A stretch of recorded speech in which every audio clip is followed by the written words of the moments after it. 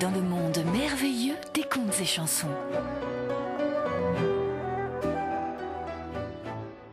Quand tu entendras cette musique, tourne la page. Je vais te raconter une histoire. La petite poussette.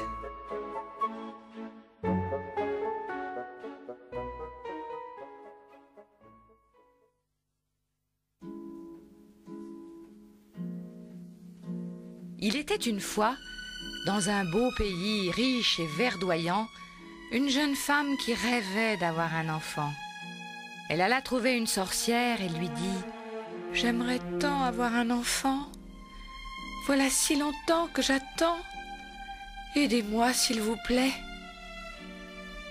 « Je vais te donner ce grain d'orge, » lui répondit la sorcière. « Mais prends-en grand soin, car il n'est pas de ceux qui poussent dans les champs.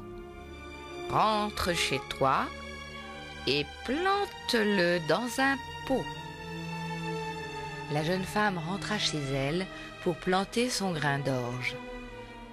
À peine eut-elle recouvert la graine de terre qu'une fleur magnifique se mit à pousser. C'était une grande et belle tulipe aux pétales vermeils, étroitement fermés. « C'est une bien jolie fleur, » se dit la jeune femme en déposant un baiser sur les beaux pétales brillants. Aussitôt, la fleur s'ouvrit, faisant apparaître en son cœur une minuscule fillette. Elle avait un ravissant visage, avec des cheveux blonds comme les blés et des yeux bleus comme des bleuets.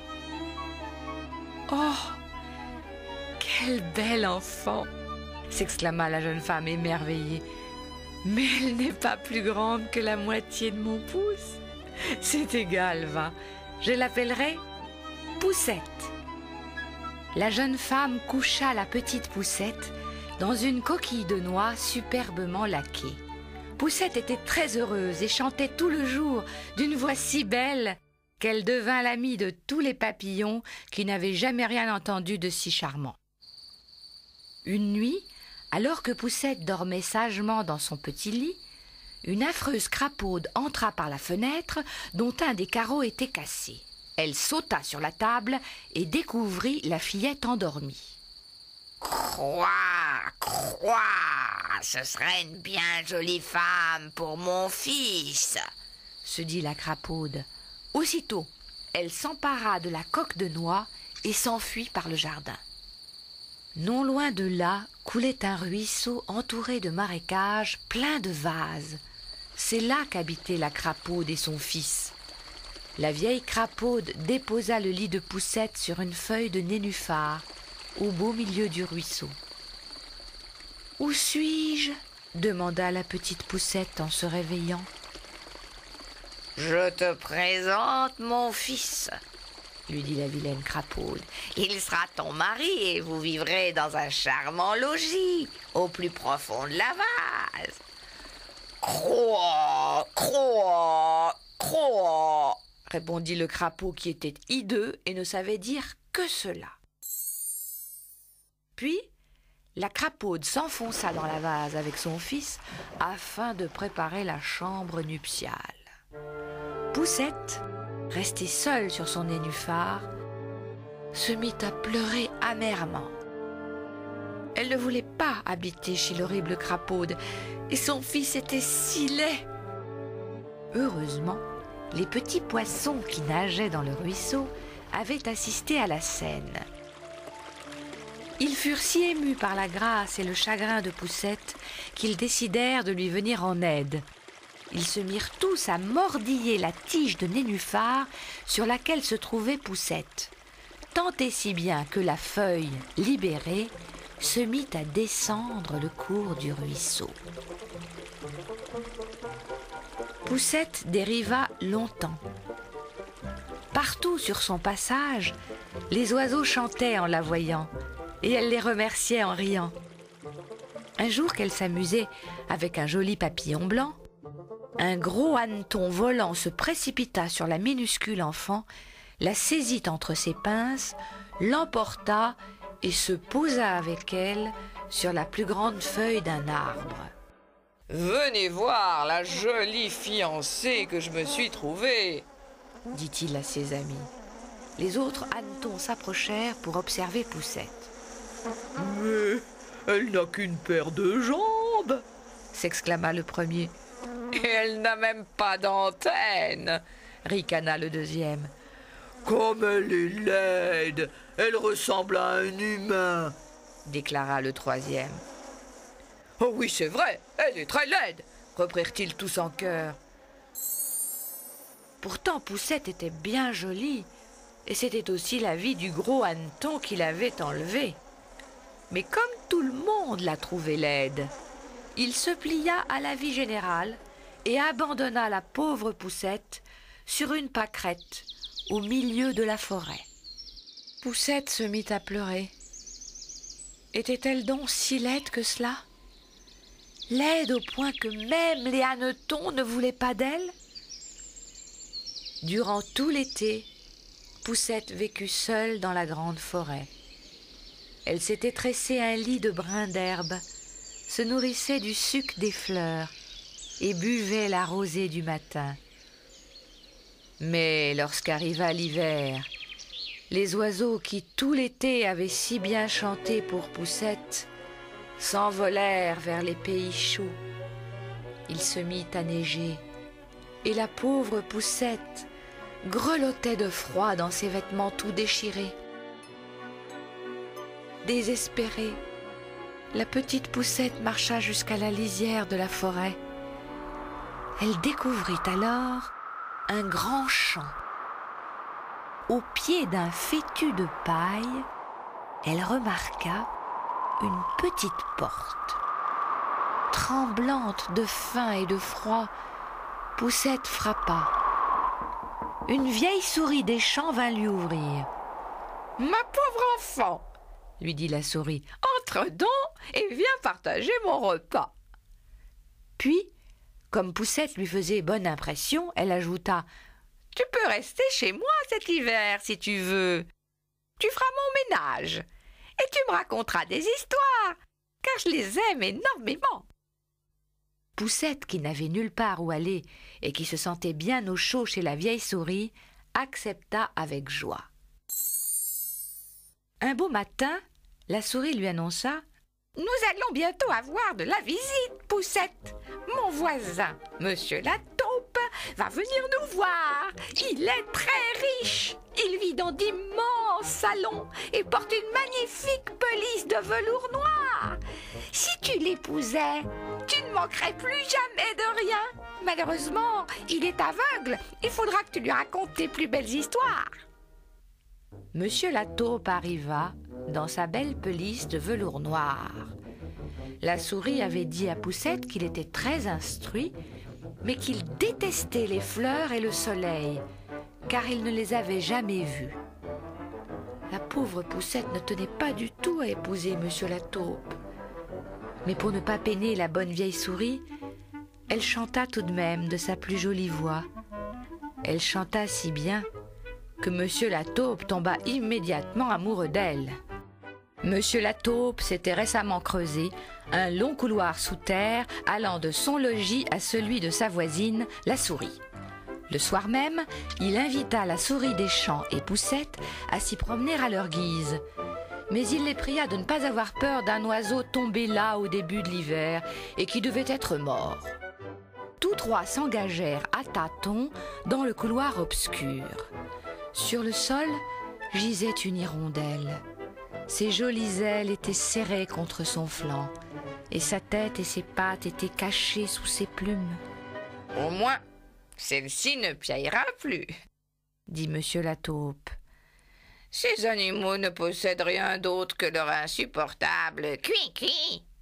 Alors forcément, quand vient l'hiver, ils meurent de faim. » Poussette se sentit bien triste en voyant l'oiseau mort, mais elle ne dit rien. Elle attendit que la souris et son voisin eurent tourné le dos et se pencha sur l'hirondelle. « Adieu, bel oiseau, dit-elle. et merci pour ton chant délicieux cet été. Poussette posa alors sa tête sur la poitrine de l'oiseau. Mais quelle ne fut pas sa surprise en entendant battre son cœur! L'hirondelle n'était pas morte, elle n'était qu'engourdie par le froid. Poussette revint la nuit même avec son édredon, dont elle recouvrit l'oiseau. Lentement, l'hirondelle revint à elle. « Comment te remercier, bel enfant ?» lui dit l'hirondelle malade. « Bientôt, je pourrai voler à nouveau dans les rayons du soleil. »« Oh non !» répondit Poussette. « Il fait si froid dehors. Mets-toi donc au chaud dans ce petit recoin. Personne ne te remarquera. Je te soignerai jusqu'au retour des beaux jours. » Et durant tout l'hiver, Poussette prit grand soin de l'hirondelle, lui apportant chaque nuit à manger et à boire. Lorsque les beaux jours arrivèrent, l'hirondelle décida de regagner les airs et dit à son amie : « Viens avec moi, Poussette. »« Je ne peux pas, » répondit tristement la petite Poussette. « La souris des champs a été si bonne pour moi, elle aurait trop de chagrin si je l'abandonnais. »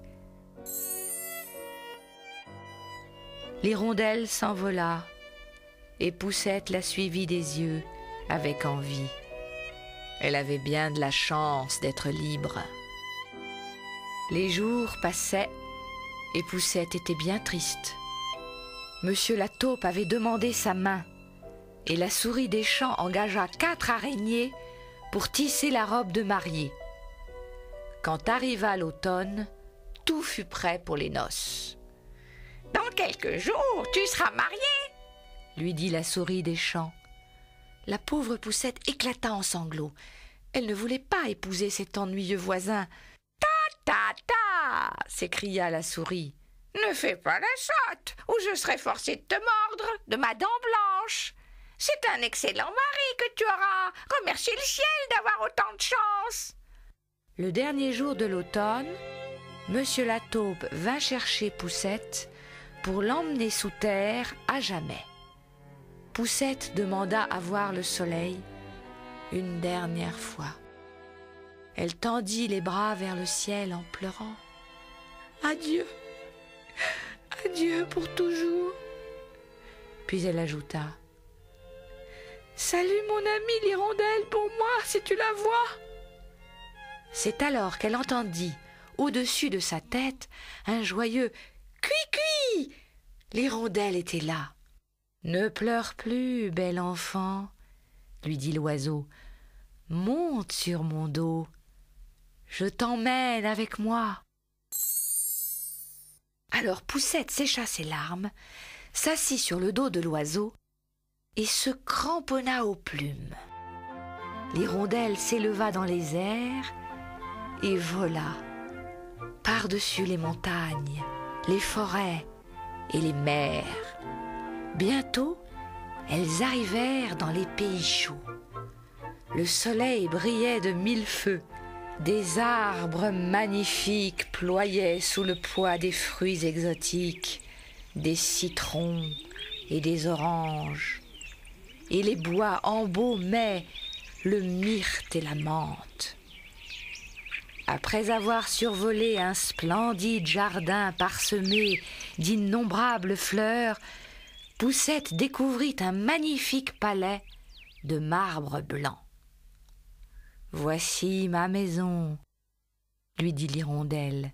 « Mais si tu veux, je peux te déposer sur une de ces superbes fleurs qui poussent près du lac. Tu y seras très heureuse. » L'hirondelle déposa son amie au pied d'une ravissante fleur blanche, la plus belle de toutes.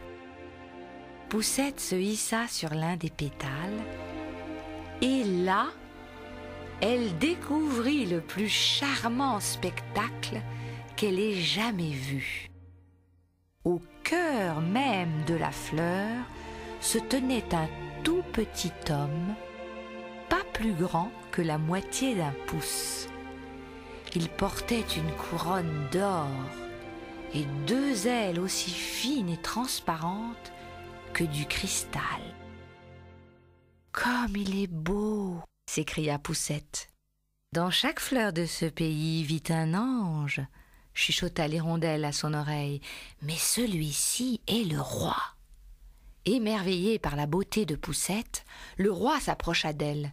Il ôta sa couronne et lui demanda « Acceptez-vous de m'épouser et de devenir ainsi la reine de toutes les fleurs ?» « J'accepte avec joie !» répondit Poussette, les yeux brillants. Le roi posa alors sa couronne sur la tête de Poussette et une multitude de petits anges apparurent, les bras chargés de présents. L'un d'eux vint accrocher dans le dos de Poussette 2 ravissantes petites ailes transparentes. Tout de suite après la cérémonie du mariage, le couple royal s'envola pour parcourir de fleur en fleur son royaume aux délicieux parfums. Poussette et le roi des fleurs vécurent très heureux et eurent beaucoup d'enfants, aux cheveux blonds comme les blés et aux yeux bleus comme les bleuets.